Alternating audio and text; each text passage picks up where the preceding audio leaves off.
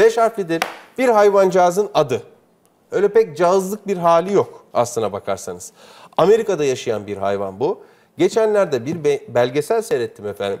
Sempatik bir yapısı olduğu için Japonlar bu hayvanı alıp ev hayvanı diye beslemek için kendi memleketlerine Japonya'ya götürmüşler. Şu anda Japonya'yı istila etmek üzereymiş. Evet, öyle bir karakterde bir hayvan. Zaten sorusu da o doğrultuda.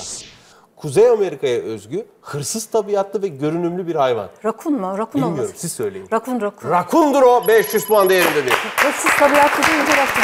Gözler de sanki o hırsızların taktığı göz bantlarından var gibi ya Onun bir zaten. adı daha var, çamaşırcı ayı. Çamaşırcı ayı. Bravo. Bir daha öyle sorarım vallahi. Bakın ben de sizden yeni bir şey öğrendim.